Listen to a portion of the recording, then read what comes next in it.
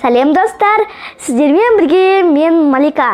Менің арнама қош келдіңіздер. Бүгін біз сіздермен сливадан пирог жасаймыз. Ол үшін біз 3 жұмыртқаға 200 грамм қант қосып, кішкене көпіргенше миксермен араластырып аламыз. Негізі венчикпен де араластыруға болады.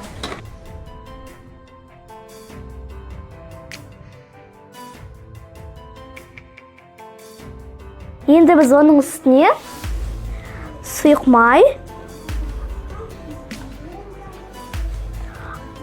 айран және де ванилин, қосытқыш қосып, тағы да араластырамыз.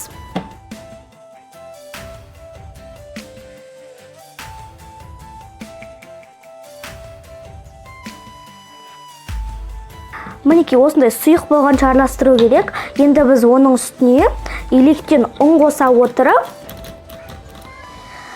пирогтың қамырын жасап аламыз. Електен өткізгендеріңіз маңызды, сол кезде пирогтарыңыз әдемі көтеріледі.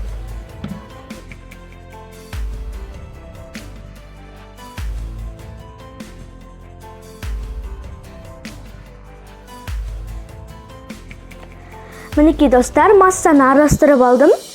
Бізде қою қаймақ сияқты шығу керек. Енді біз оның үстіне слива қосамыз.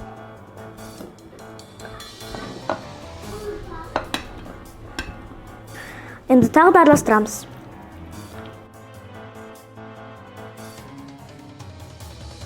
Мінекей араластырып алдық. Енді біз бұны формаға жайғастырамыз. Мінекей мен формама пергамент төсеп, майлап алдым. Енді құяйық. Менің формамның диаметрі 24 сантиметр. Енді біз бұны 180 градуста 40-45 минут пісіріп аламыз. Мінекей достар, біздің пирогымыз дайын. Дәмі өте күшті болып шыққан. Міндетті түрде жасап көріңіздер. Сіздерге рецепт ұнаған болса, лайк басып арнама жазылыңыздар. Достар, менің арнамда неше түрлі торттардың, пирогтардың және шайлардың рецепттері бар. Кіріп қарап көріңіздер. Ендеше ас дәмді болсын. Сау болыңыздар.